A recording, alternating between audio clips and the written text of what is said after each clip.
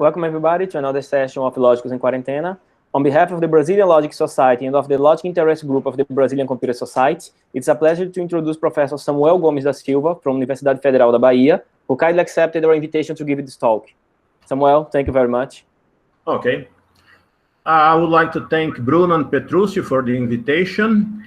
There is no doubt that this series of seminars is being one of the highlights of these very hard times with these pandemics of COVID-19. At least something good is happening, those seminars. Well, I'm one of these who believe that one should always start with a joke. So here we have this guy. I carved, and the next thing I knew, I had two pumpkins. Pumpkin. I told you not to take the axiom of choice. This is the first joke. Here is the second one. Some explanation of the Banach-Tarski theorem. It's not a paradox, it's a theorem. A ball can be decomposed into a finite number of point sets and reassembled into two balls identical to the original. So one ball equals to two balls, so 1 equals to 2, and where is your God now? Okay. And the third one, what if I told you Banach-Tarski is not a paradox? It's not a paradox, it's a theorem.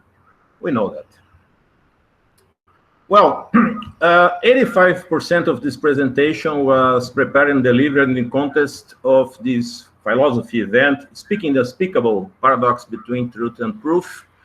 This event was held at Campinas this past December, before the pandemics, and I would like to thank Giorgio for the invitation to give a talk at this very nice event. And well, as you know, I'm a mathematician, and that was my first pure philosophy conference. Of course, I'm a veteran of the Brazilian logic meetings. The Brazilian logic meetings, the majority of people are from philosophy. There are computer sciences and a small number of mathematicians. So I'm used to be with the philosophers, but this conference at Campinas was my first pure philosophy conference. And well, please do not expect that I will come up at the end with some elaborated philosophical defense of my point. That's not how mathematicians usually work. We truly believe we only have to present a proof of what we are saying. But at least I have a point. Yes, in fact, two small ones, but still, and I will try to justify them at the end of this first part. This first part, if you look as a mathematician, you may regard as science popularization because they're not my results of research. For instance, the striking dichotomy mentioned at the abstract is not a result of mine, it's due to the great Sierpinski in two classical papers from 1918 and 1947. What is the dichotomy? Either there is a non-measurable subset of the reals, or else there is a partition of the real line with more parts than points of the real line. It's kind of strange, huh? And as I did in the Paradox event, I would deliver this main largest part of the talk as a mathematician telling a story, a tale, maybe a number of jokes about a mathematical problem to philosophers. So the target audience for the first part is for philosophers. And I do believe that this problem may attract the attention of a number of them. But in fact, mostly of all what I will be telling about this strange partition, which have more parts than the number of points of the partition set. To start with, this kind of thing is not of awareness of the majority of mathematicians. Mathematicians would hear about this and be very uncomfortable with it. And by coincidence, this partition principle, which will appear in this talk, had recently come to light at the Brazilian community of logicians, since a group of Brazilian mathematicians led by Adonai Santana, they have posted a paper at Archive quite recently, after the scheduling of this talk. This talk was already scheduled when they posted the paper. And they claim that a new theory they have created, the flow theory, would be able to prove that the partition principle does not imply the axiom of choice. And I have been following the discussion online provoked by this paper, and I may tell at the end during the questions, I guess, how this work has been received by the community of set theorists worldwide. And by the way, in the final 15% of the talk, I will tell you how the partition principle has entered my life as a researcher in set theory. It was in the context of applications of dialectical categories to set theories. Dialectica are those categories that Valeria de Paiva has introduced in the late 80s. Okay? Well, as a mathematician in a philosopher's event, I have decided to talk about the different meaning mathematicians give to the word paradox. Instead of using this term only for contradiction or antinomies, we also refer to paradoxes as certain theorems, certain correct mathematical statements which contradict our intuition. This is a part I believe is it witnesses the high self-esteem of mathematicians. If it goes against my intuition, I will call it a paradox. That's interesting. One of the first paradoxes regarding the infinity was described by Galileo himself in 1638, when we realized that the set of all natural numbers is equipotent to proper subsets. For instance, you map n to the double of n to 2n. This is the old Hilbert's hotel trick nowadays, right? And in fact, Galileo probably regarded this fact as a proper contradiction, since equipotence of this kind clearly go against the Euclidean common notion that the whole is greater than the part. And therefore, this should be in 1638 and a paradox, it's really. And almost 300 years later, Dedekind realized that equipotence with proper subsets is in fact a characterization of the infinity, and used this property as a definition of infinitence. This characterization relies on the axiom of choice, but this is for another talk. Okay. Well, this simple idea of decomposing the natural numbers into sets which are equipotent to it, the odd and the evens, that are the textbook examples, is one of the simplest cases of what is known in measure theory as paradoxical decompositions. Well, in order to define paradoxical decompositions, we have to define group actions. So let G be a group and X be a set. We say that G acts on X if we may associate to every element of the group a map. It's harmless to denote both the element of the group and the map using the same letter, okay? So for every G, there is a map G from X to itself. Necessarily will be a bijection, such that the neutral element of the group is associated to the identity function, and composition respects the operation of the group. So GH of X is G of H of X for all X in X. And we may also regard the group action as a homomorphism from the group into the permutation group of X. Okay. So let's give you a definition. Let G be a group acting on a set X and E be a subset of X. E is G paradoxical if there is a paradoxical decomposition. What is this? There are disjoint subsets, A1 to AN, N sets, B1 to BM, M sets, subsets of E, disjoint, and group elements G1 to GN, H1 to HM, such that this set A may be recovered by those actions G1 on GY and AY, or AJ and BJ, the union, you recover the set E. So E is G paradoxical if he has two disjoint subsets A and B, where each can be partitioned and rearranged using actions from G to recover all of the set E. To see that we are just elaboration on the well-known Hilbert's hotel idea, consider G the group of bijections generated by two bijections from R into R under composition, where f of x is x over 2 and g of x is x minus 1 over 2. Then n is G paradoxical, since we may take the even numbers and use f to recover all of the natural numbers, as well as to take the odd numbers and use G to recover all of the set N. And notice that G is a free group of rank 2, so we may abstract this idea and conclude that a free group of rank 2 is paradoxical. And if a group has a free group of rank 2 as a subgroup, then G is itself paradoxical. In both statements above, notice that a group acts on itself by left multiplication, so we may think of paradoxical subsets of a group, or the group itself being paradoxical.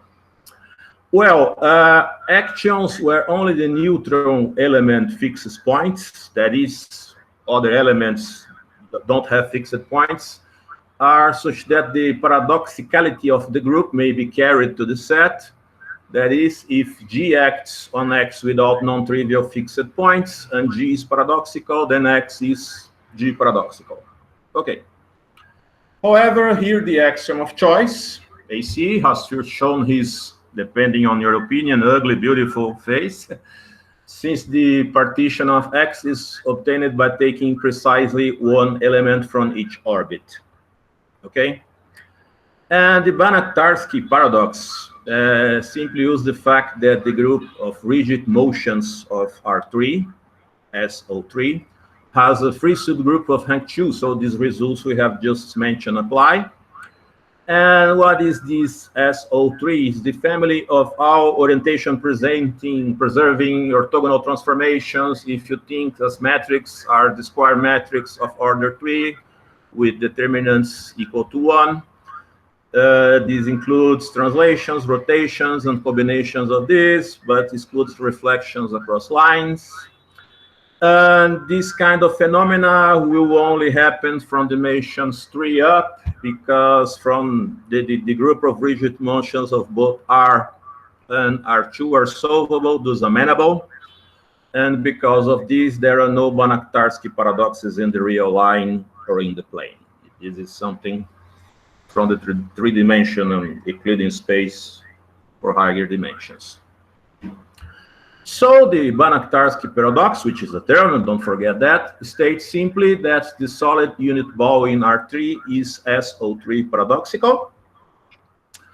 That is, any closed ball of the three-dimensional Euclidean space may be decomposed into a finite number of subsets, which after rearranged using only rigid motions, turn out to form two identical copies of the original ball.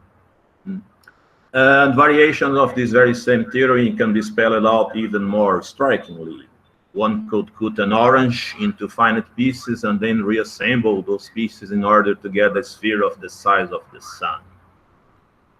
I like that. Of course, the orange pieces referred to would be non-measurable.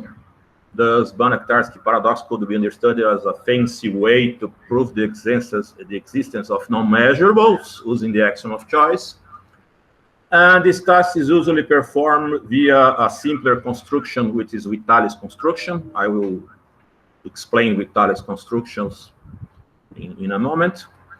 And due to these undeniable counterintuitive aspects, Banach-Tarski paradox is usually presented as an argument against the acceptance of the axiom of choice. It's the most celebrated monster arising from the axiom of choice. So, apparently, those anti-axiom of choice researchers blame the axiom of choice for the existence of non-measurable sets. Let's blame the disgusting axiom of choice for that. And the whole plan of this talk is to show that if one really wants to stick with the idea of working on models of ZF plus LM, where LM is to say that all subsets of R are Lebesgue measurable, then there's some striking partition to deal with as well. And I will argue, that's one of my points at the end of this first part, that those partitions are even hard to be accepted by our intuition than the ones which are given by the axiom of choice, either in Banach-Tarski construction or in the usual and simpler construction due to Vitali in 1905. So let us describe Vitalis Construction. Of course, the most experienced researchers in philosophy will know about this, but at this part, think that I'm talking to your students. I'm giving some mathematical training to your students, so sorry. So let us describe Vitalis Construction as quick as possible. The main properties of the Lebesgue measure that I will use to explain this construction is that this measure is probabilistic on the unit interval. The measure of the unit interval is 1. It extends the length of any interval, okay?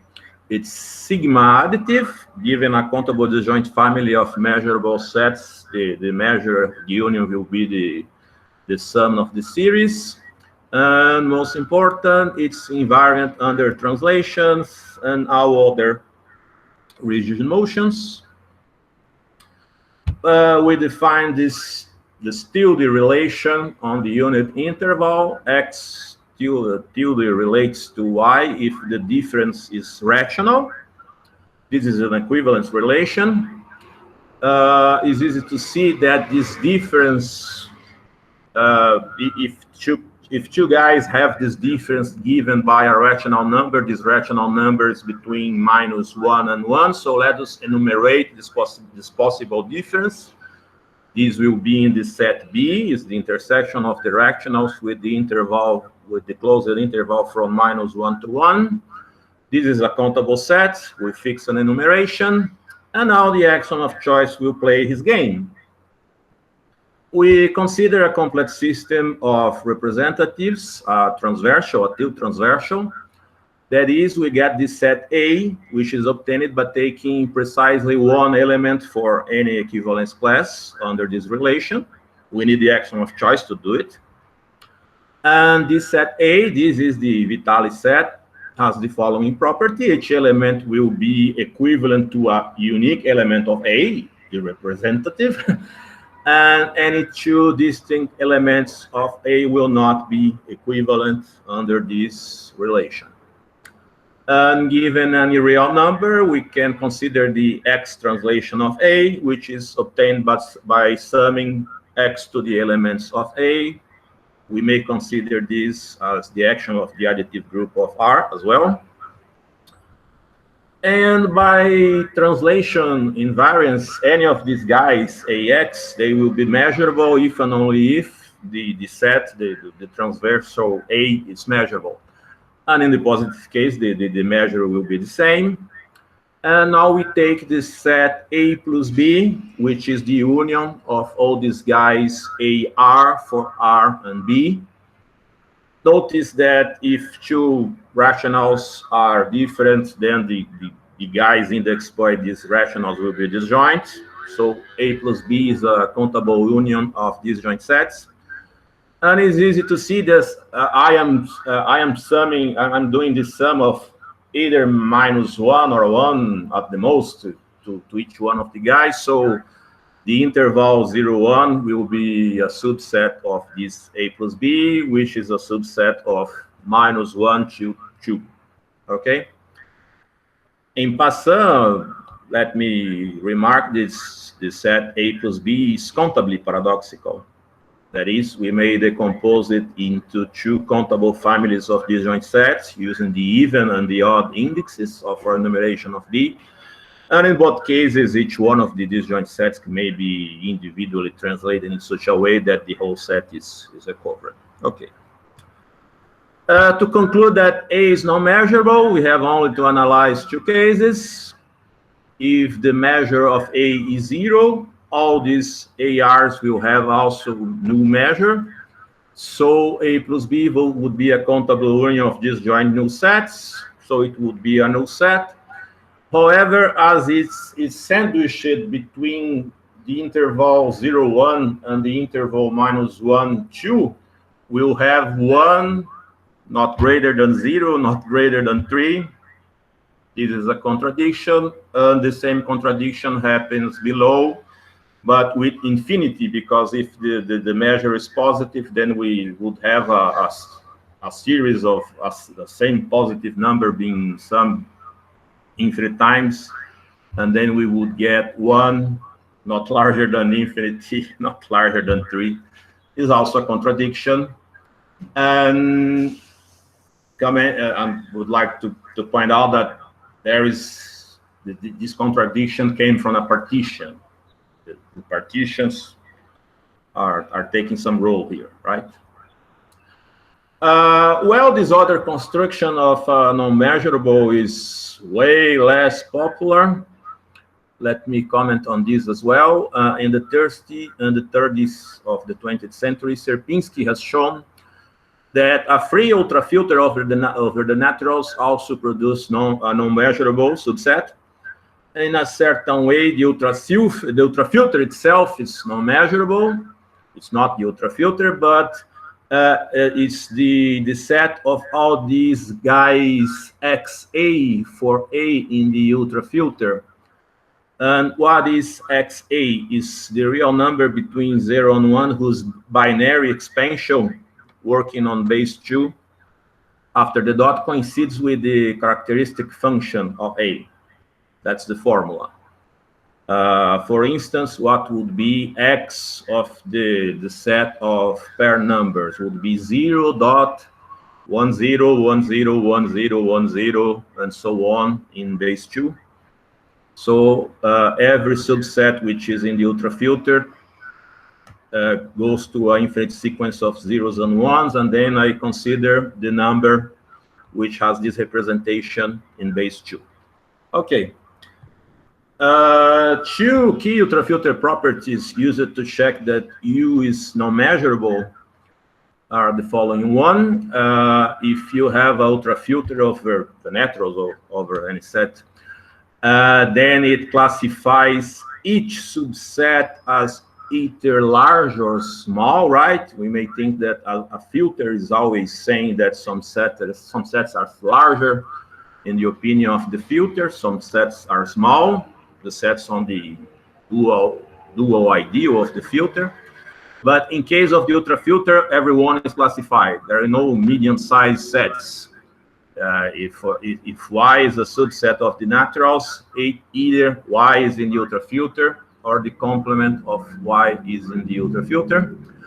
And also, free ultrafilters are invariant under finite modifications, meaning that if you pick A and B subsets of the naturals, if the symmetric difference A delta B is finite, then one of them will be in ultrafilter if and only if the other one is in the ultrafilter. And the second property shows that U is a tail set, which is a clear analogy with the probabilistic notion of tail event. What is a tail event? A tail event is described in terms of infinite independent variables, x1, x2, etc. However, its occurrence does not depend on any finite subset of those variables. And a tail set, accordingly, will be a set whose membership to it cannot be decided looking only to finite binary digits of any given number, the number which is holding the set I'm looking to. Notice that this will happen. What's easy example of tail set will be directionals and irrationals. Since we are children, we know that none of the initial finite segments of the decimal expansion after dot of a given real number may decide whether this number is rational or irrational. Well, if we think on the intersection of the rationals with the unit interval of the rationals with the unit interval, obviously the first one has measure 0 because it's countable, and the second has measure 1. And this easy fact resembles a very general theorem. This is the bazooka that will be used to show that the ultrafilter will not be measurable. It's Kogomorov's 0-1 law. If you get a tail set and this tail set is measurable, then its measurable has to be either 0 or 1. Okay? The proof in the probabilistic case reduced to the observation that a tail event is independent of itself, and therefore the probability must satisfy this equation, so the probability of A has to be a solution of the equation x squared equals to x, so the solutions are 0 and 1. So by Kogomorov's zero-one law, using that it's invariant under finite modification, the ultrafilter is a tail set. So if it's measurable, it has to be measured either 0 or 1. So, well, also notice that for any subset, the number which codes XA and the number that codes the number that codes A and the number that codes the complement of A, they will be 0, 1, 1, 0, 0, 1. So the sum is 1, right? And if you think of this, we may consider that there is this rigid motion defined on the unit interval that would be mapping x to 1 minus x. This corresponds to the reflection around the point 1/2.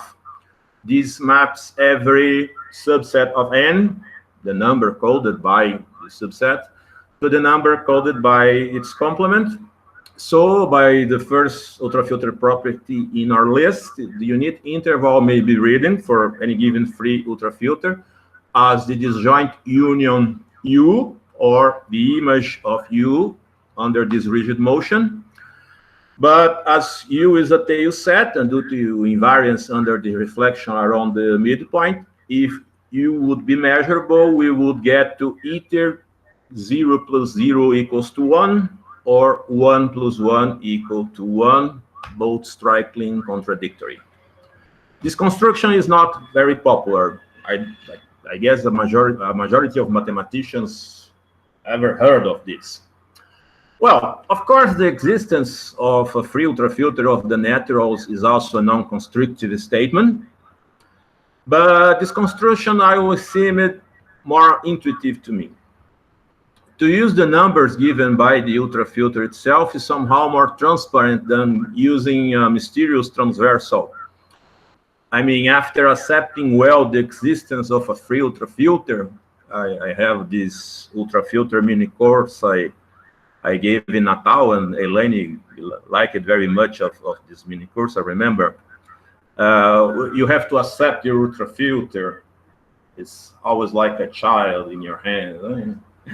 So after you accepting the existence of a free ultrafilter, you will think that this is much more intuitive. And as we are discussing in this talk, paradoxes as statements which contradicts our intuition, this mathematician's view of the word paradox, I guess that intuition has something to say here, I believe. Okay. Notice that Sierpinski argument also showed that one does not need the full power of the axiom of choice to produce a non-measurable set. The existence of free ultrafilters over any set is a consequence of the axiom of choice, but it's not equivalent to it. And we will explore such idea in the rest of the talk. What portion of the axiom of choice would we need to come out with a non-measurable? So we will work on Zermelo-Frankel, ZF from now on. Let us point out some observation in passant.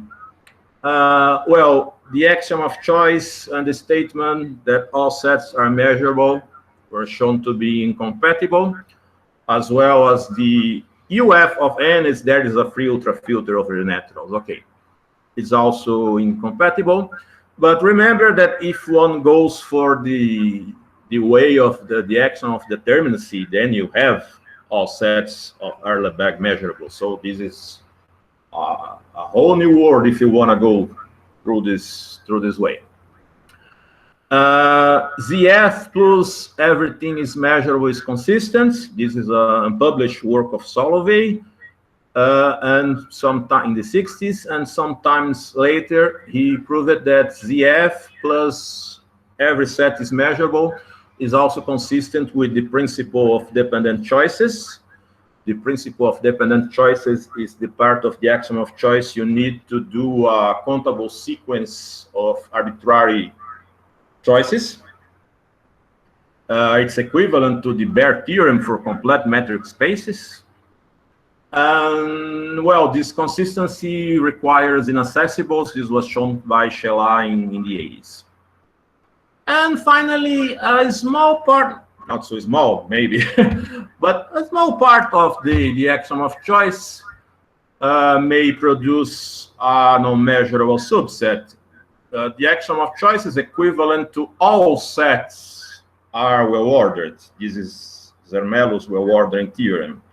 Let's say that one set is well-ordered. Of course, it's the real number set. It's kind of important set, but if you only assume that the real line can be well-ordered, then there is a non-measurable subset of the reals. This is easy because we may construct a Vitalis set by taking the minimal elements of each of the equivalence classes if there is a well-ordering on the reals. And, well, I'm commenting, as the axiom of choice is equivalent to Zermelo's theorem, it's clear that this local statement, only one set, is a much weaker statement. I just need the well-ordering of the real line to get non-measurable. And in fact, this is where Sierpinski will show his face again. This is the 1918 part of Sierpinski of the talk. After there will be the 1947 part, almost 30 years later. Well, this referred to linear orders, trichotomic orders, instead of well orders. What is this? Consider this tilde relation defined over all the reals. Any two reals are tilde related if the difference is rational. And go to the quotient, and let's say that this is the family of all Vitalis classes. I'll refer to the set as M. I don't remember why I call it M. And, well, considering by X bar the equivalence class of a given real number X, then X bar will be the sum of X with all rational numbers. In particular, every equivalence class is countable. Okay?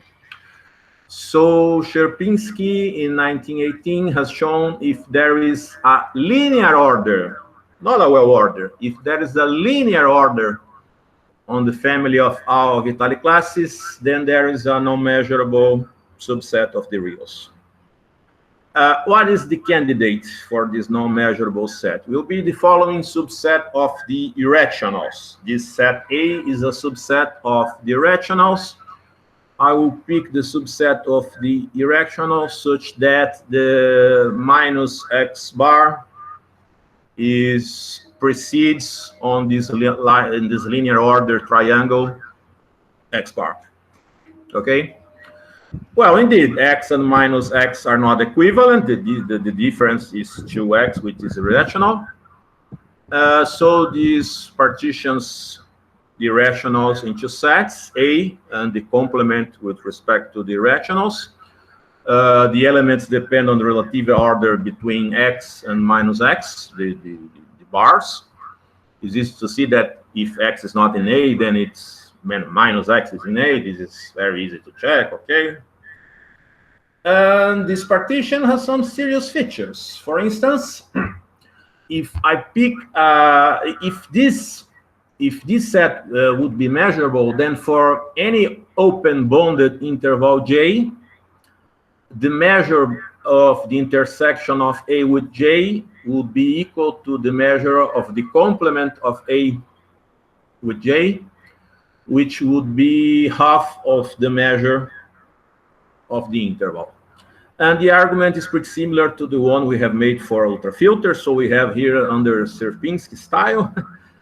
And as any interval may be decomposed as a countable union of disjoint interval with rational extremities, this is easy. Just pick some sequence of rationals converging to the extremities and then pick this partition. It suffices to verify the claim for interval with rational extremities. So let's pick J equals to AB. And R will be the middle point, which is also rational. And what's happening if Z is an irrational of J, which is in the right half of the interval, then it would be of the form Z equals to R plus W for some positive irrational W. The argument for the left side is analogous. And so the class of Z would be equal to the class of W. And considering this rigid motion from reals into reals, mapping X to R minus X is the composition of the reflection around zero and the translation of length R. It's easy to check that phi of Z is equivalent to this Z prime, which is R minus W. So the representant of phi of Z would be minus W. So for the irrationals in G, phi maps each irrational to an irrational in the opposite equivalence class with a symmetrical representative with respect to the middle point R.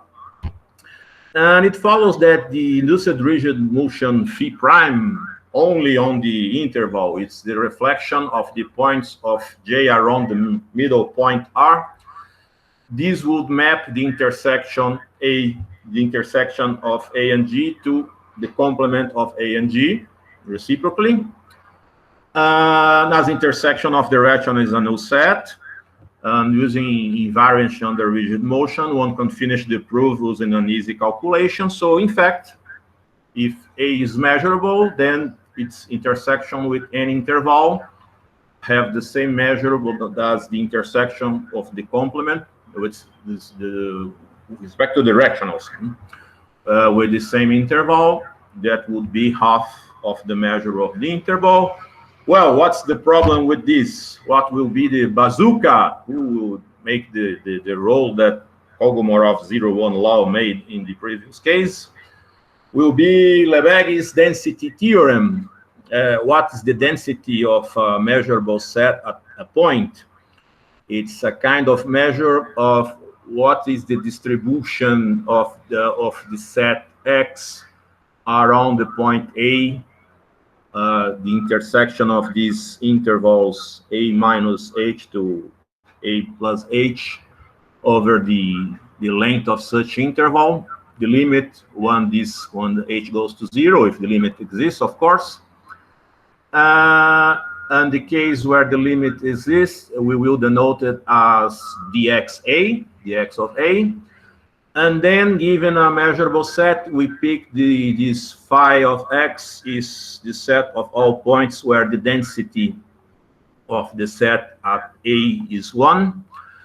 And what is the Lebesgue density theorem? If you pick a measurable set, then this phi of X is measurable, and moreover, the measure of the symmetric difference is 0. What this says, as a consequence, is more a rephrasing.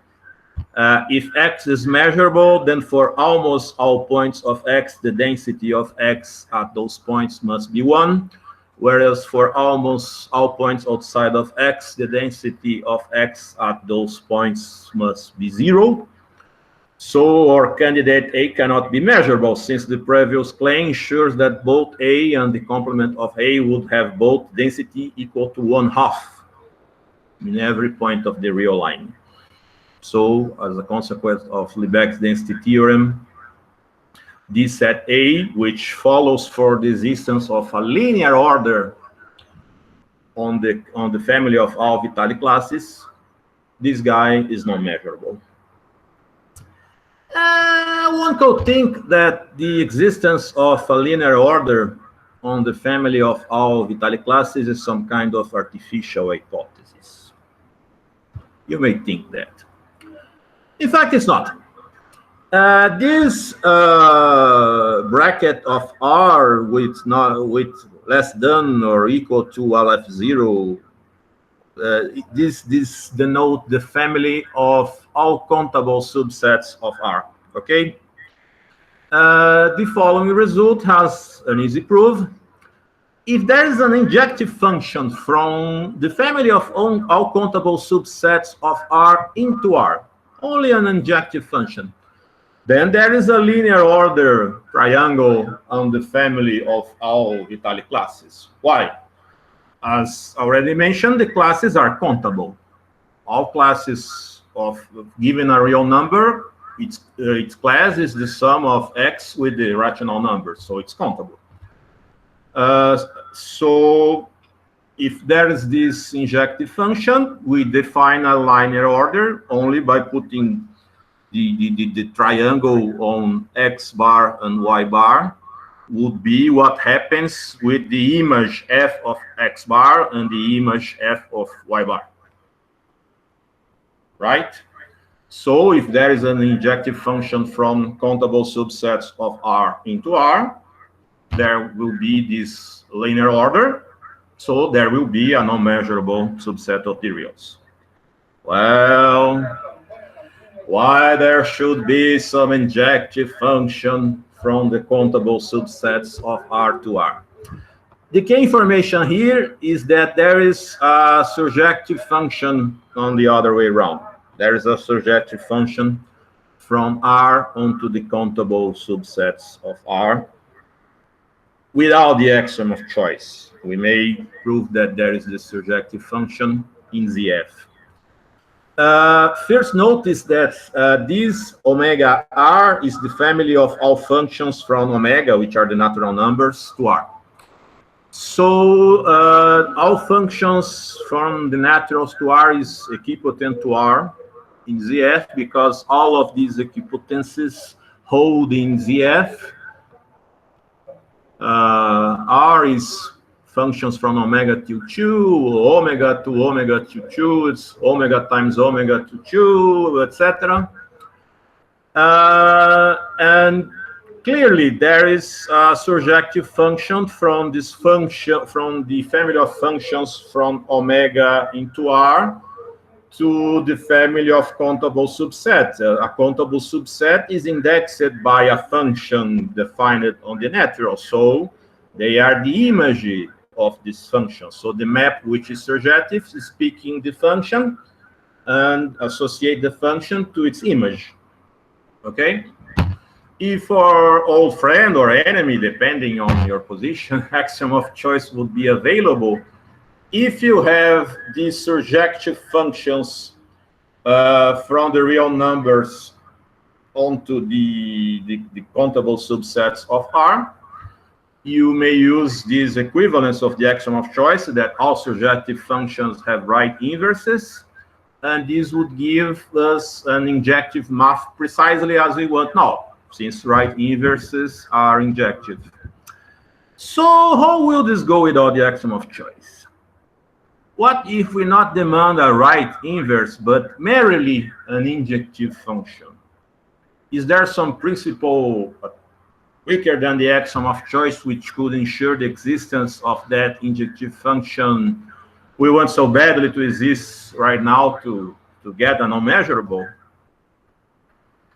Well, before getting things done, let us fix some notation, terminology, remember some facts. So there is the symbol for the equipotence relation. Equipotence means that there is a bijection between the sets. This is the domination relation symbol. So x is dominated by y, meaning that there is an injective function from x into y. This captures the idea of being smaller than or equal in size. And here is the news, this domination star. X is dominated star by y if either x is the empty set or there is a surjective function from y onto x. Of course, with the axiom of choice, this will be equivalent to having an injective function in the other direction. Okay. Schroeder-Bernstein-Cantor theorem holds in ZF. It does not need of the axiom of choice. Declared that if you have two sets, if you have domination in both directions, then you have equipotence. Okay.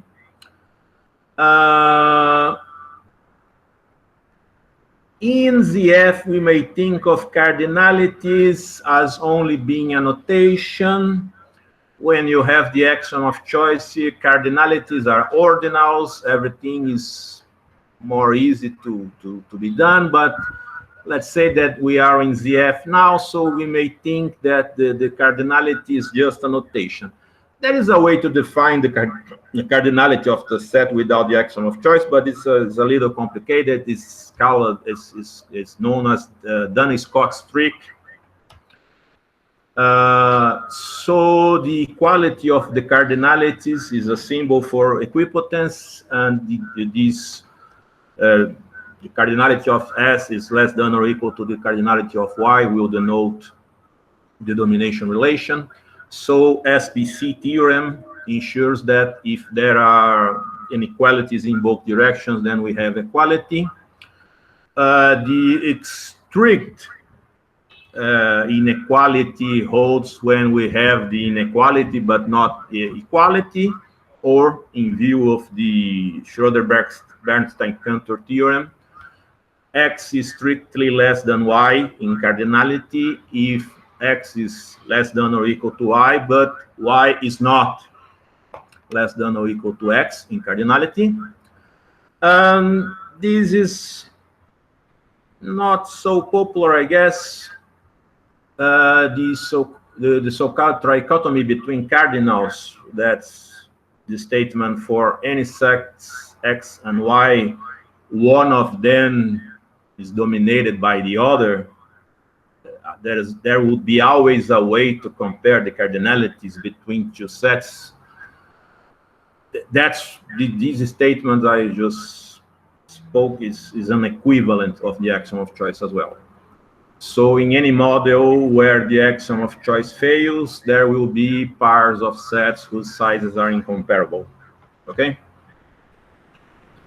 Well, we are in position to define the true stars of the stocks. That's the partition principles, which is the partition principle. The partition principle is to say that at least a merely injective function in the opposite direction we will have, okay? So the partition principle says that for all sets X and Y, if X is dominated star by Y, so that is a surjection from Y onto X, this implies that X is dominated by Y. I'm not saying that there is a right inverse. I'm just saying that there is an injective function witnessing this domination. And the weak partition principle is a consequence of the partition principle.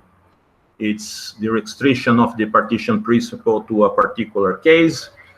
It's the following: for all sets X and Y, if X is dominated star by Y and Y is dominated by X, then the two sets are equipotent, okay? The partition principle is equivalent to the statement, if a set is partitioned into a family A of non-empty disjoint sets, then the size of the partition is less than or equal to the size of the set. That is, the size of a partition can only be equal to or decrease with respect to the size of the partition set. The weak partition principle is equivalent to the statement: if a set X is partitioned into a family A, then X cannot be strictly less than A. Or yet, if F is an arbitrary function defined on every set, then the size of X cannot be strictly less than the size of the image. That is, the size of a partition cannot increase with respect to the size of the partition set. As already mentioned, the existence of right inverses for surjective functions under axiom of choice show that the partition principle is a consequence of the axiom of choice. And Schroeder-Bernstein-Cantor theorem ensures that the weak partition principle is really weaker than the partition principle. Just a remark, we have that the axiom of choice implies the partition principle, which implies the dual Schroeder-Bernstein-Cantor theorem, which implies the weak partition principle, whereas this dual Schroeder-Bernstein-Cantor theorem is the statement replacing domination with domination star in the usual Schroeder-Cantor-Bernstein theorem. However, for a very long time, 100 years, it is not known if any of the mentioned implications may be reversed. And in fact, the conundrum of the precise relationship between the axiom of choice and the partition principle, that is to determine if they are equivalent statements or not, this is widely referred to as one of the oldest open problems in set theory, since the Italian mathematician Beppo Levi has properly introduced the partition principle in 1902. And it's also worthwhile remarking that Zermelo himself has used the partition principle as an argument in favor of the acceptance of the axiom of choice, since he believed that the partition principle could not be proved without the use of the axiom of choice. Notice that, of course, the real line is dominated by the countable subsets of R, just mapping each point to its singleton. Finite sets are countable as well, right? So in Zermelo-Frankel, we have that the countable subsets of R is dominated star by R, as previously mentioned, and R is dominated by the countable subsets of R. And therefore, the weak partition principle is enough to ensure that those sets are equipotent, in particular that there will be an injective function in the direction that we want. So we get to the 1947 part of Sierpinski's work. That's the weak partition principle is enough to ensure the existence of a non-measurable subset of R. Right? So what is the point? Look, the weak partition principle implies that there is this injective function from the countable subsets of R into R. So there will be this linear order triangle on the set of all Vitalis classes. And this is enough to get a non-measurable subset of the reals, which is not LM in our notation. So just by contraposition, we discover that if all subsets of the real line are Lebesgue measurable, then the weak partition principle fails. And what is the witness of such fail? The witness is a partition of the real line which is strictly more than 2 to LF0 parts. That is, here comes the dichotomy. Either there is a non-measurable subset of the reals, or there is a decomposition of the real line on strictly more pieces than elements. Why the dichotomy isn't so? Just for even more clarity, that slide for your students, don't be mad at me. Just for more clarity, you pick G, these surjective functions we have previously ensured the existence, composing n bijection between R and the functions from naturals into R with the map picking a function associating to its image. If all subsets of the real are Lebesgue measurable, then surely there is no injective function from the countable subsets of R into R. Otherwise, we could construct that linear order. That linear order goes to a non-measurable, okay? There is a domination in the opposite, a clear domination in the opposite direction. So it follows that the countable subsets of R would have sizes strictly larger than the size of R in this condition. The slogan, if all subsets of R are Lebesgue measurable, then there are more countable subsets of the reals than the reals itself. And then, which is the partition, is the pre-image of each point. Pre-image of points is a partition. So the pre-image of each one of the countable subsets of R would be a partition of the real line into strictly more parts than elements. Well, it says that the axiom of choice should not be considered the sole culprit or the only one to blame when it comes to counterintuitive situations involving partition. And in fact, I believe that the paradox in the mathematician's practical sense, which arise from the measurability of all subsets of the reals, this one we have just described, is way worse than the existence of non-measurable sets which arise from the axiom of choice via the Vitalis Construction or Banach-Tarski, whatever. I justify my belief by proposing a challenge. Pick some freshman student in any major among philosophy, mathematics, and computer science, and try to explain both paradoxes. I will give you 10 minutes for each one. Good luck. I'm pretty sure that a partition with more parts than elements will be much more basically and easily understood by the student as something we do not want to, something that we do not accept.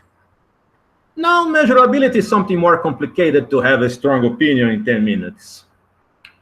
Of course, if the existence of non-measurable sets comes together with the lovely tale of Banach and Tarski, maybe your freshman student could become a little doubtful about which one is the work. I concede this. Nevertheless, I still think that the alternative, more parts than elements, is worse, and with some more intrinsic discomfort. And by the end of the day, maybe we will be able to convince our freshman student that Banach-Tarski Paradox is just a diabolic variation of Hilbert's Hotel. Okay? And so, is there something or someone to be blamed of? For this young Israeli set theorist, Asaf Karagila, which apart from his relevant and up-to-date work on set theory, is also very known as a pretty strict math overflow editor. This guy runs a blog where I first found reference for the Partition Principle. The blame is on the axiom of infinity. This is the Karagila's rebuttal to anti-Banach-Tarski arguments. The axiom of choice is not at fault here. The axiom of infinity is. Infinite objects are weird. Period. End of discussion. However, I do not completely agree with this as well. I would summarize the inspiration for the blag on the title, or give some kind of justification for it, since the expected target audience is now constituted by philosophers. That is, the axiom of choice is not to be blamed of anything. In 2 points. Here goes my 2 points. Here go my 2 points. First, if some anti-Banach-Tarski, anti-axiom of choice researcher really wants to stick with all sets being measurable, then it should explain to a freshman student, this character I created, how could a partition of the real line have more parts than elements? I mean, I truly believe that the situation without the axiom of choice is much worse than the situation on which it is present. And second, in fact, in my mathematical practice, I do not blame neither the axiom of choice nor the axiom of infinity. I blame no axiom at all. So the axiom of choice is not to be blamed of anything, because no axiom should be blamed of anything from my point of view. This second point could look kind of lazy or maybe reductionist, but in my particular case, I would say that it's just a resemblance of a certain easy and relaxed posture one gets when works in a daily basis with independent results in set theory. I have fun with indecidability. For me, a result becomes to be interest if ZFC does not resolve it. Yeah? For instance, I may have some particular insights in the direction of believing that the continuum hypothesis should be false. And I have recently published a paper on this in the previous number of reports on mathematical logic, number 54, past year. However, I really enjoy the fact that both options are consistent. And I have made scientific work on both possibilities, more on the negative side, I confess, but still. So let us work with all possible mathematical subjects. whenever there's a sound contest for them, and let's not waste our time on blaming things. That's the end of the philosophical part of the talk. That's my message. And now let's talk a little to the mathematician and computer science part of the audience. Thanks for waiting. So now I will tell you why I got interested on the partition principle, okay? Those final 15%. The contest of applications of dialectical categories to set theory. This has been already published online at the Logic Journal of the EGPL. I may give you the link in the chat in a few minutes. Well, we work with the category called PV. This PV is the subcategory of the dual dialectical category dial2 sets op, whose objects in general are triples, two sets, and binary relations. And they should satisfy the following conditions. We will refer to them as the MHD conditions. It stands for Moore, Ruszak, and Zamonia. Zamonia is Mirna, who has participated with the online talk at João Pessoa. What are the restrictions on the objects? Those sets have to be non-empty, and the size has to be not larger than the size of the real line. Here, the cardinalities are alephs. So in this part, we are in ZFC. And we have these conditions 2 and 3. Thanks, Bruno, for sharing. And we have these conditions 2 and 3. That's for all A and A, there is a B and B such that A, E, B. And for all B and B, there is an A and A such that it's not the case that A, E, B. Giving a spoiler here, I will written this in a few more slides, but one way that you may think on the triples, that's the way that Andreas Blas interprets. You may think that elements of A, well, every object is a kind of problem. So that A are the instances of the problem, B is the set of all possible solutions, and E is the relation is solved by. So A, E, B say that B solves A, okay? So these conditions 2 and 3 are kind of non-triviality conditions. Condition 2 say that every instance has a solution. For any A, there is a B that solves A.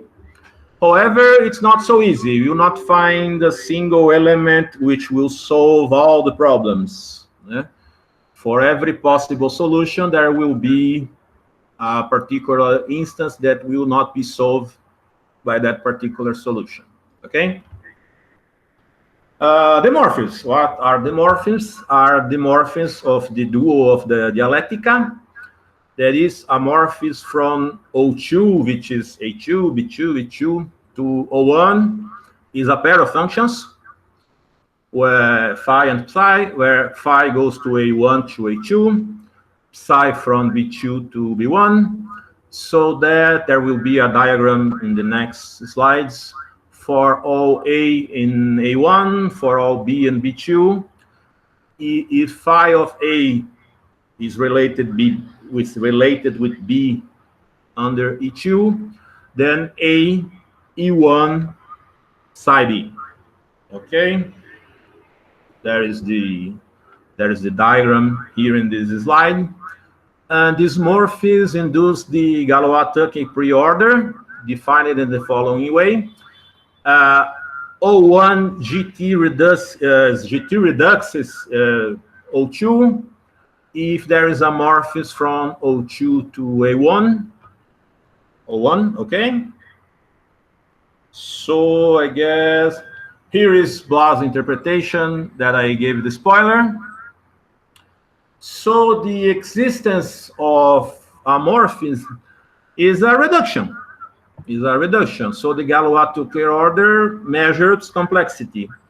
If O1 GT reduces to O2, then the problems in O1 are not more complicated to solve than problems in O2. Because considering the diagram, you have this instance A of A1. You want to solve this problem. What do you do? What's the reduction? You may go down to phi of A in A2. And then if B solves phi of A, then you go up with psi, and you get this psi of B, which will be a solution of the initial instance A of A1. Okay?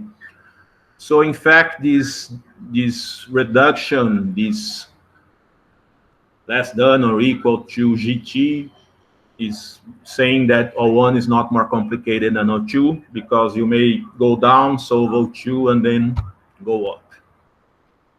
Okay. Well, it's a folklore in set theory that RR equal is a maximum element of this order, and RR different is a minimal element under the Galois-Tucker ordering. In the category theory terminology, RR equal is a weak initial object, and RR different is a weak terminal object. What is the intuitive interpretation? You may think of a blind man buff game where you have to throw darts at the real line.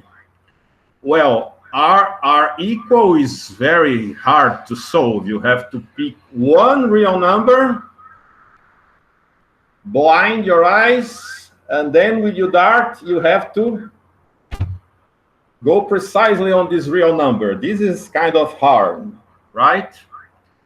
On the other way, if you just want to pick a different number, this would be the easiest problem to be solved. So this minimality and maximality, you may think that are mathematical manifestations of this blind man's buff game. In Portuguese is cabra cega, no? O jogo da cabra cega. Well, the only proofs in print of these facts are about maximality and minimality that we are aware of may be found in the dissertation of a former student of mine, Dimi Rangel, and those proofs clearly use the axiom of choice. Well, these guys are examples of dual objects in the category PV. Given an object, the dual object is given by switching the sets, and instead of the relation E, you pick the negation. BE star A means that the direct relation is not happening, okay? That's the dual object. And those MHD conditions will ensure that for any object O, but O and the dual O star may be associated to certain cardinal invariants. That's the part where set theory starts to appear. The so-called norms or evaluations of such objects. And what is the norm or evaluation of an object of PV? Is the minimum size of a universal set of solutions. What is a universal set of solution? It's a subset Y of B, such that for every possible instance A, there is a solution in Y for that instance. So the norm of the object is the minimum size of a universal set of solution. And what is the method of morphisms in the field of cardinal characteristics of the continuum? This method gives a concise and elegant procedure to prove inequalities between such cardinals. As remarked by Blas, this is what he declared as being an empirical fact. One has just to represent the characteristics as norms of objects in PV, and then exhibit morphisms between those objects. Why is that? Because of this following theorem. This is the method of morphisms. Whenever you get a reduction, O1, GT precedes O2, there is a morphism from O2 to O1, the reduction in this direction. then the norm of O1 is less than or equal to the norm of O2. There is also an interesting advantage in the method of morphisms. Each proof counts as 2, because if you exhibit a morphism from O2 to O1, so O1 GT precedes O2, then by a modest contrapositive check, you get the GT inequality from O2 star to O1 star. So the norm of O2 will less than or equal to the norm of O1. This EFC proof of the inequality between the norms follows from an inequality of the form, the inequality that has between the image of a function and the domain. And from the domain to the image, we are talking about the surjective functions, right? So this last inequality obviously holds in the FCA. You may think of the right inverse doing the desired job, but clearly one may get this inequality in ZF relaxing the axiom of choice to the partition principle. As we are talking of sizes, domination relation, I don't need that every surjective function has a right inverse. I just need that given a surjective function, there will be an injective function in the reverse direction to get this inequality. So this is the part where the axiom of choice appears in the proof, and in fact, what is being used is the partition principle. Okay. Well, now we work in ZF, and in this paper that Bruno has shared in the chat, we prove that this jurisprudence of choice principle in the context of dialectic categories give rise, when considering full generality, to equivalence of the axiom of choice or of the partition principle. The generality will be accomplished by ranging over all infinite sets. So we first generalize the category PV. After the generalization, PV would be PV of n, PV of the natural numbers. So given any infinite set, we may think of PV of X as the subcategory of the dual dialectica, whose objects are those which satisfy MHDX conditions. Here we are in ZF, so I will not refer to Alephs. So A and B are non-empty sets, both dominated by the power set of X. And the non-triviality conditions, the morphisms are the same. Here I will pass fastly, but that reasoning you have made above the Blindman buff game, it's equivalent to the axiom of choice. The axiom of choice is equivalent to power set of X is equality being a maximum element in the Galois-Tucker ordering, and with different being a minimum element in the Galois-Tucker ordering. So the axiom of choice is equivalent to the jogo da cabra cega for the Brazilian speakers. Well, the start of this talk is the partition principle. So what is the equivalence of the partition principle that I got?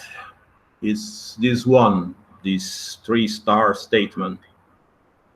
For every infinite set X, and for every pair or one of two of objects of the PV of X, whenever there is a reduction, whenever there is a morphism witnessing this reduction, and whenever I pick a norm set, a minimal set of solutions included in B2, there will be a norm set of O1, say Z, included in B1, which satisfies Z is dominated by Y.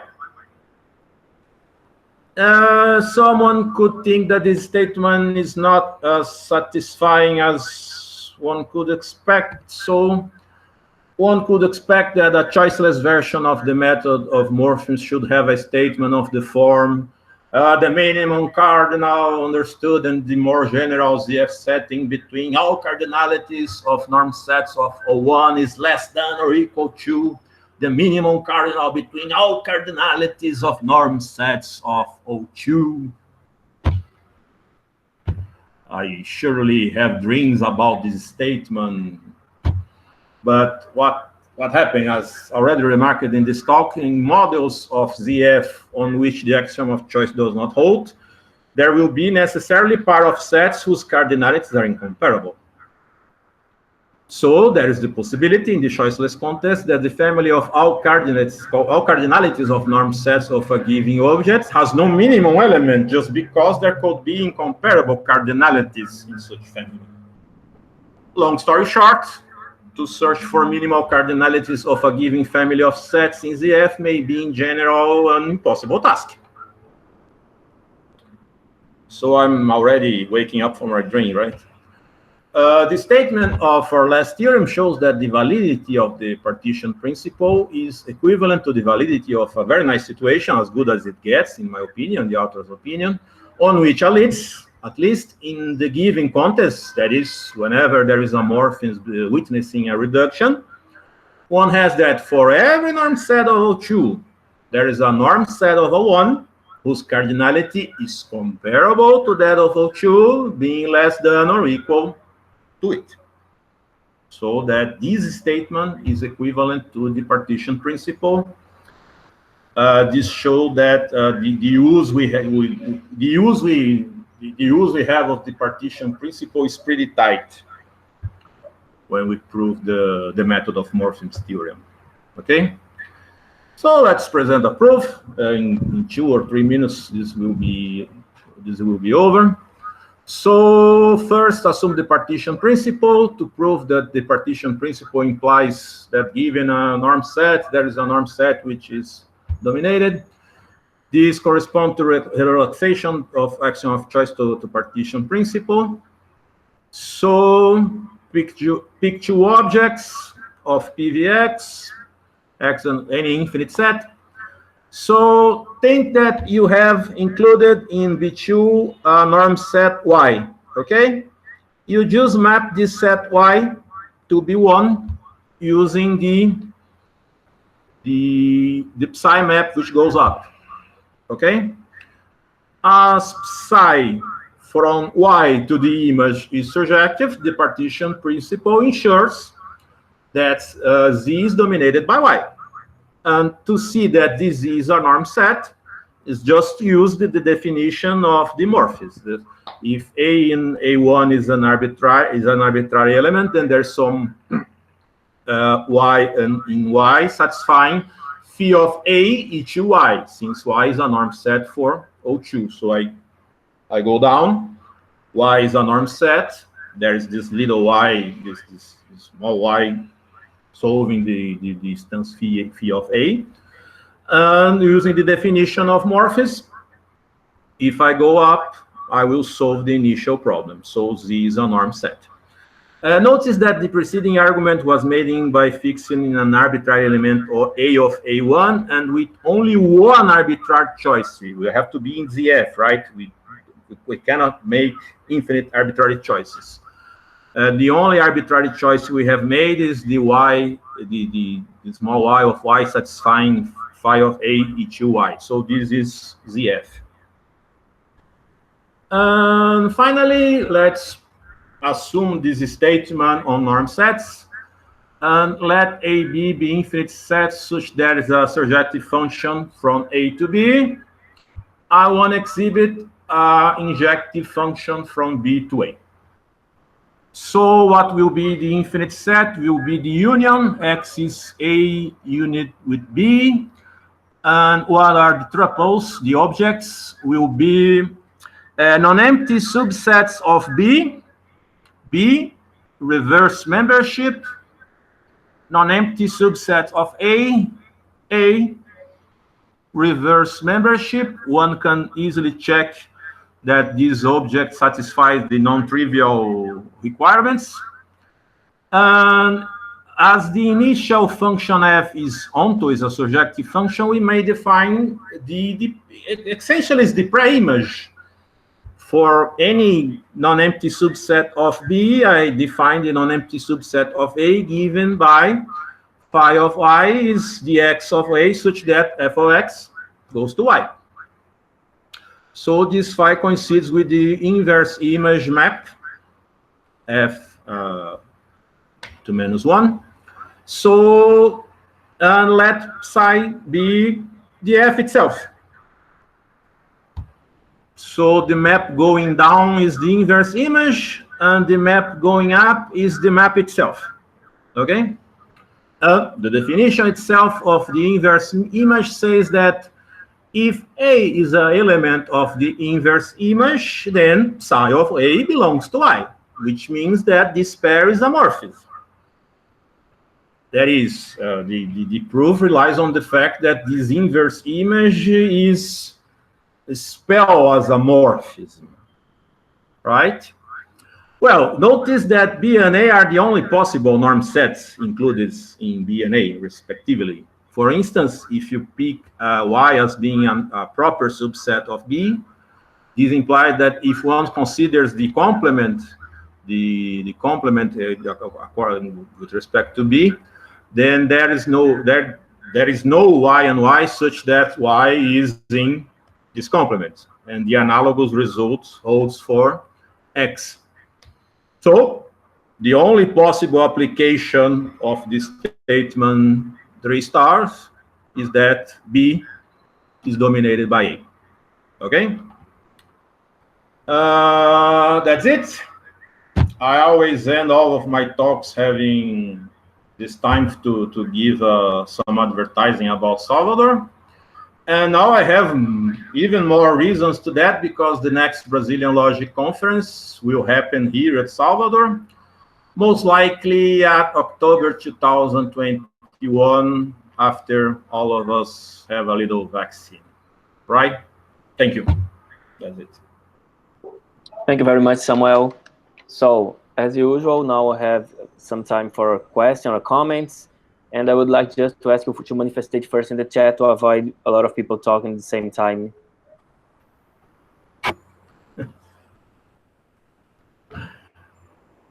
Everybody waiting to have in Acarajé. This Acarajé is a debt of Salvador since the previous LSFA. In LSFA, everybody was expecting for the Acarajé, but the pandemics. No Acarajé.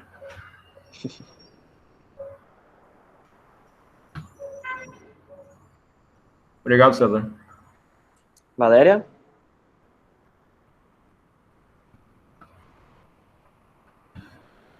Oi, Samuel. Desculpa a demora aqui para entrar no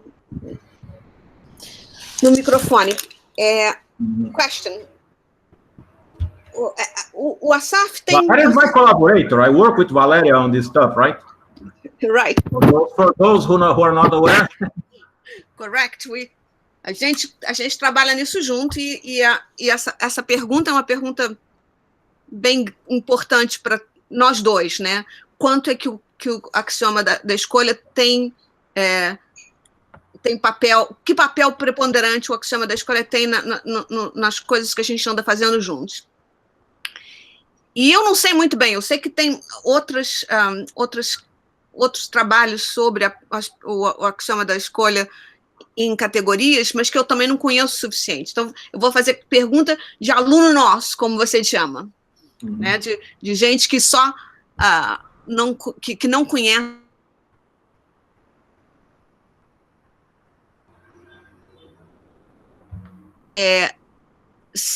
Você falou, se eu do mesmo jeito que eu consigo convencer os meus aluninhos que não tem nada errado com o hotel do Hilbert, que realmente o número de pares é do mesmo tamanho que o número de inteiros, que é do mesmo tamanho que o número de ímpares, eu posso tentar convencer os meus aluninhos que a mesma coisa acontece com as partições da esfera, né? Sim.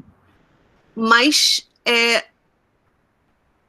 eu acho que eu, como aluninha, não ia aceitar muito bem essa história, não. Porque... Por isso que meu personagem era fictício, né? É por isso que você dá só 10 minutos, né, para os coitados dos alunos ouvirem e serem convencidos. Mas, assim,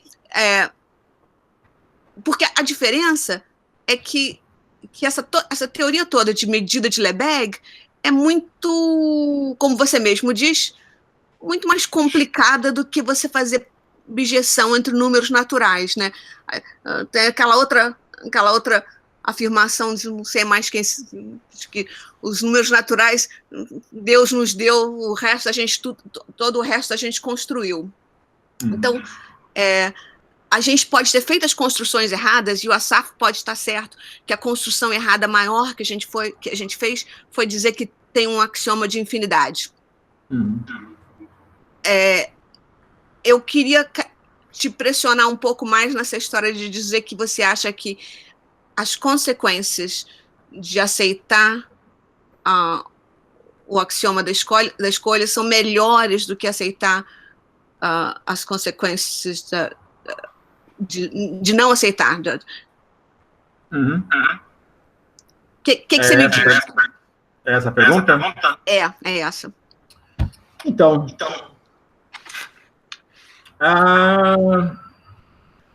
é interessante, né? Eu sou uma pessoa que gosta de preparar palestras. Todo ano eu bolo uma palestra, bolo um minicurso. Tem um evento nacional que é a Bienal de Matemática, que eu gosto de ir. Eu não fui na última vez porque eu estava viajando. Então, eu estou sempre pensando, preciso fazer um minicurso para a Bienal, né? Uma palestra para a Bienal, um minicurso para a Bienal. Então, eu já pensei em várias coisas desse tipo, assim, para tentar falar para audiência de estudantes e tal, né? E aí tem aquela famosa brincadeira do se Deus pode construir uma pedra tão pesada que ele não pode mover, né? Tem essa... Onipotência, né? Sim. Exatamente. Aí eu usava essa brincadeira, coisa para falar com o aluno, obviamente, né?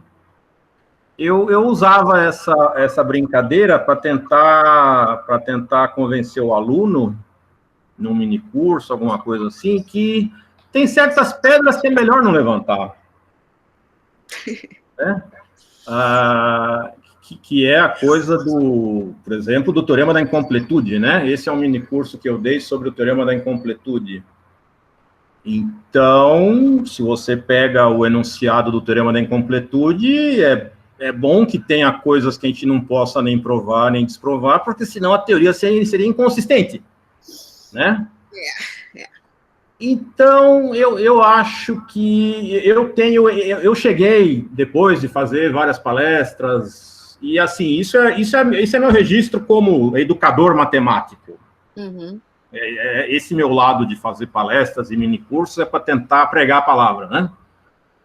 Então, eu acho que é bom que alguns conjuntos não tenham medida, né?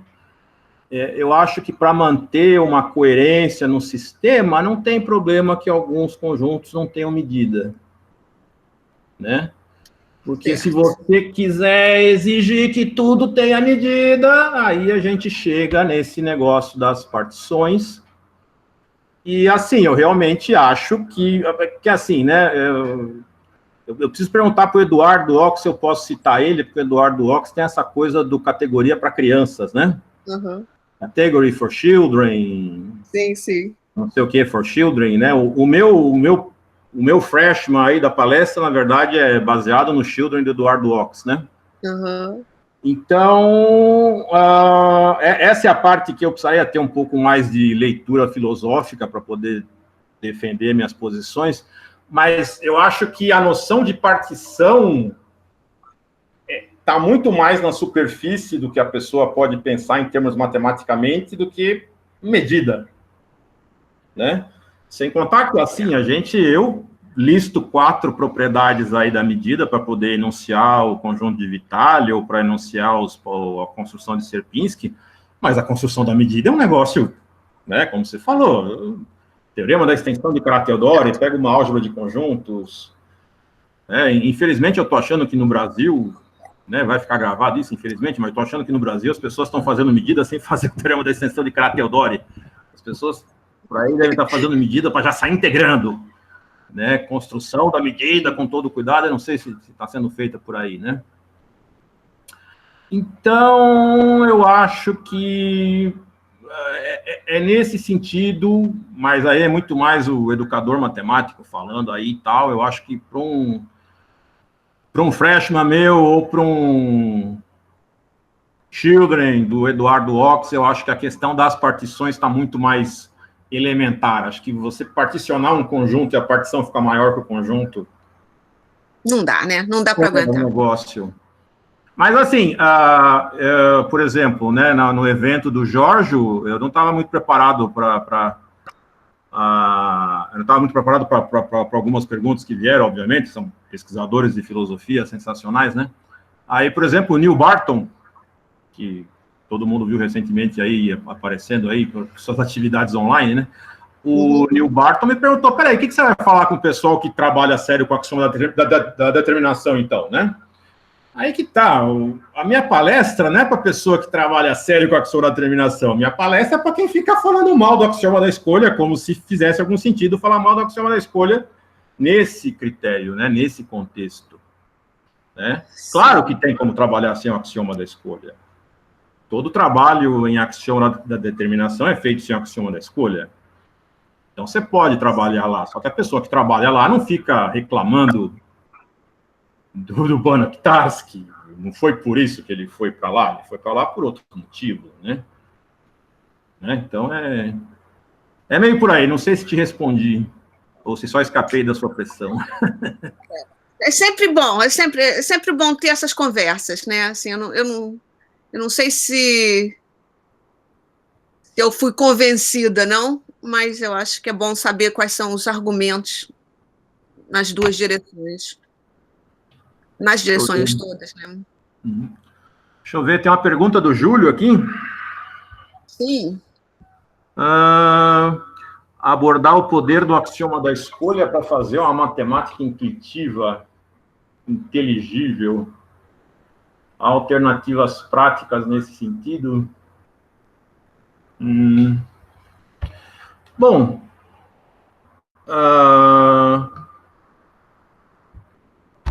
veja só, qual que é o grande barato daquele modelo de Solovey, né?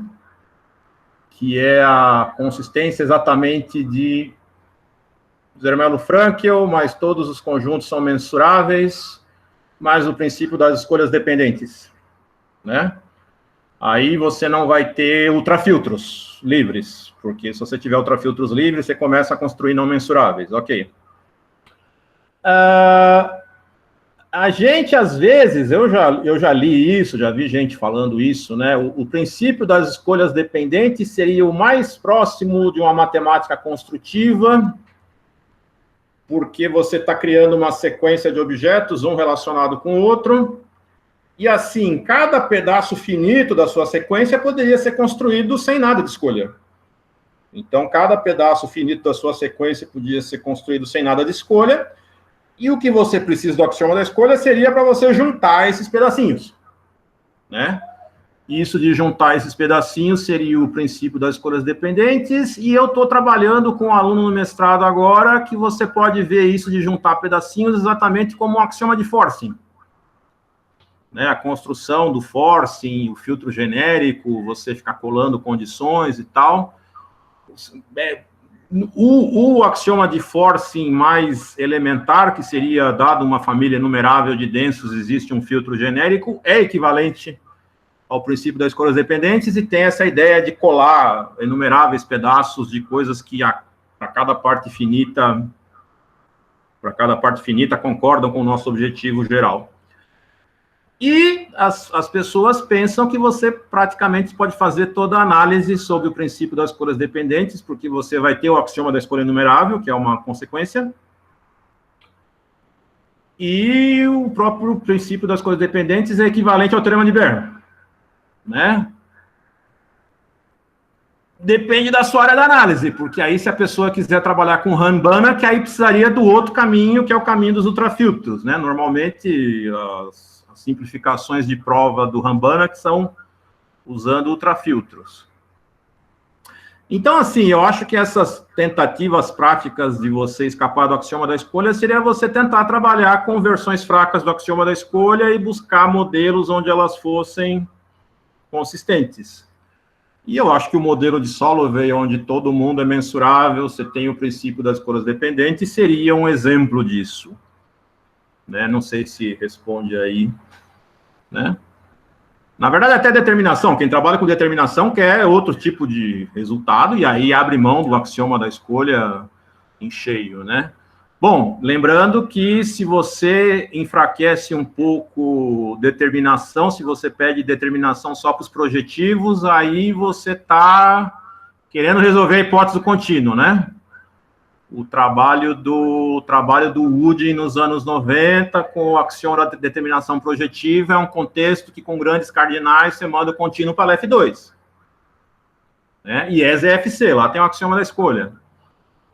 Né? Porque essa coisa de grandes cardinais, né, grandes cardinais você consegue estender a medida de Lebesgue, mas sem a invariância por translação.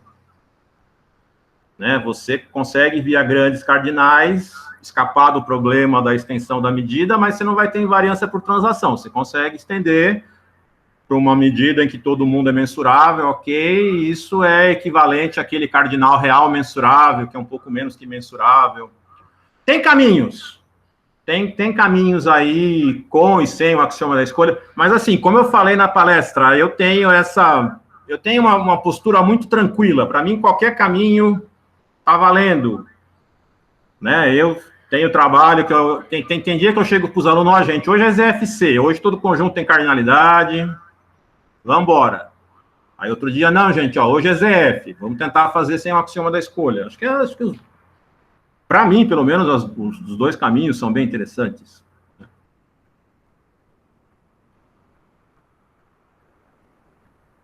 Tem uma pergunta também do Frode. Vamos ver. Falou sobre o resultado de Sierpinski, de 1918, que a força inteira do axioma da potência não é necessária para obter a BTP. Como pode enfraquecer potência e manter a escolha para evitar BTP? BTP...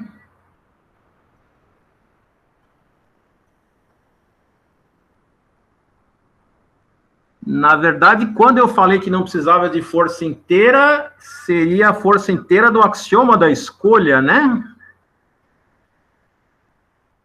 O que é BTP aí? Me perdi. O que é BTP?